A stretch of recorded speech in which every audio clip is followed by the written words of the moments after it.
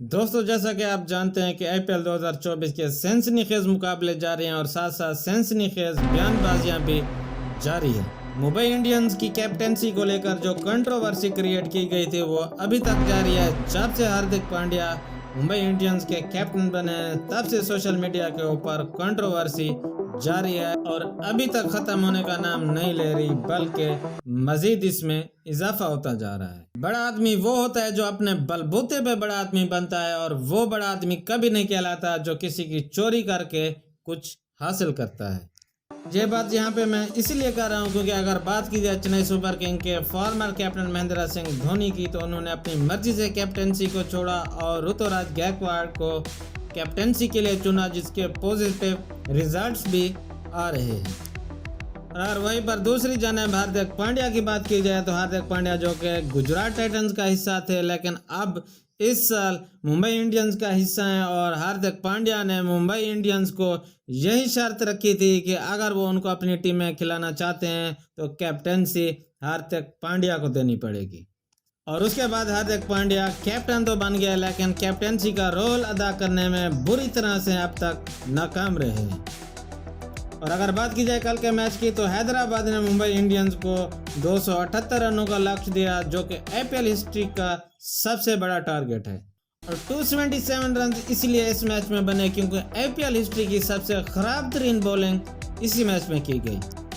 क्योंकि दोस्तों, जसप्रीत बुमराह जो कि दुनिया के वर्ल्ड क्लास बॉलर हैं और उनको आप एक ओवर करवाने के बाद दूसरा ओवर उस वक्त दे रहे हैं जब 160 रन से भी ज्यादा का स्कोर बन चुका है। और यही बात फार्मर क्रिकेटर इरफान पठान ने भी की है जसप्रीत बुमराह के बारे में। आइए आपको सुनाते हैं कि उन्होंने क्या कहा।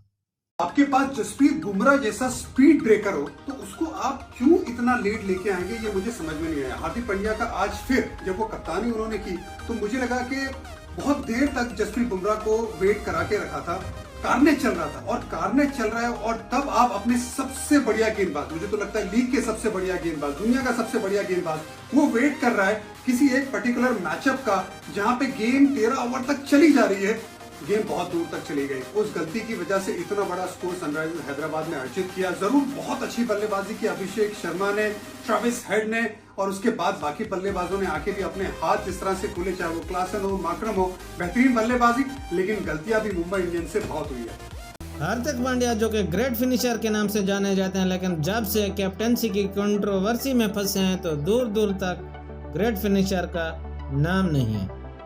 क्योंकि अगर बात की जाए हार्दिक पांड्या के बैटिंग की, तो उन्होंने 20 गेंदें खेली और सिर्फ 24 रन बनाए, और वो भी उस मैच में जब आप 278 रनों का लक्ष्य चेज कर रहे हो। और अगर बॉलिंग की बात की जाए तो हार्दिक पांड्या ने 4 ओवर्स कराए, 40 रन दिए, 1 विकेट हासिल की 11+ की इकोनॉमी रेट से।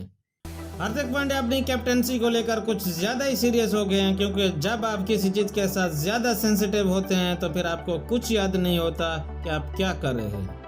ऑन द फील्ड ऐसे लग रहा था कि जैसे इस टीम के पास कोई प्लान ही नहीं है, जीरो प्लान के तहत ये टीम खेलने आई हुई है। और यही बात अंबाती रायडू ने हार्दिक पांड्या को आड़े हाथों लेते हुए कहा कि I have not seen the Mumbai Indians bowl this bad in my career.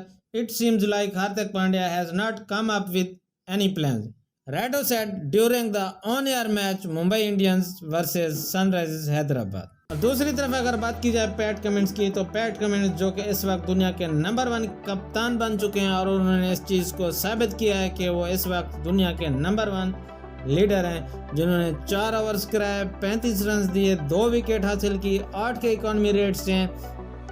और जहां पर उनको लगा कि पार्टनरशिप लंबी होने जा रही है तो वहीं पर आकर उन्होंने बॉलिंग की और आकर पार्टनरशिप को तोड़ा और 2 मेन विकेट्स रोहित शर्मा और तिलक वर्मा को आउट किया।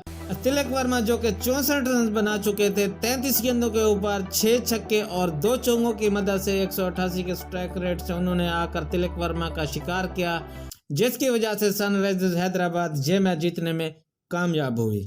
और अगर वहीं पर दूसरी तरफ हार्दिक पांड्या की बात की जाए तो अगर हार्दिक पांड्या जसप्रीत बुमराह को नई गेंद देते तो शायद मैच का रिजल्ट कुछ और होता, लेकिन नहीं। हार्दिक पांड्या अपनी कैप्टेंसी को लेकर इतने सेंसिटिव हो चुके हैं कि उन्हें कुछ नजर ही नहीं आ रहा कि नया बॉल किससे कराना है।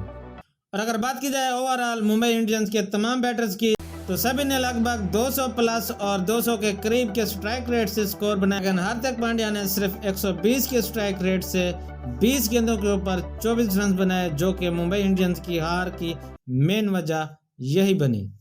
T20 वर्ल्ड कप जो कि सर पर है, और हार्दिक पांड्या क्या इस T20 वर्ल्ड कप में अपनी जगह बनाने में कामयाब हो पाएंगे या नहीं, ये भी एक बड़ा सवाल है। और क्या आने वाले मैचेस में हार्दिक पांड्या कम बैक कर पाएंगे या नहीं, ये भी एक बड़ा सवाल है। क्योंकि जिस तरह से हार्दिक पांड्या मैचेस में फैसले कर रहे हैं तो उससे लग नहीं रहा कि कुछ पॉजिटिव होने वाला है मुंबई इंडियंस के साथ। दोस्तों, आपकी राय में क्या हार्दिक पांड्या को कैप्टनसी छोड़ देनी चाहिए और रोहित शर्मा को दोबारा से नया कप्तान बना देना चाहिए? कमेंट बॉक्स में अपनी राय से जरूर आगाह कीजिएगा। मिलते हैं अगली वीडियो में। So keep watching and stay with us.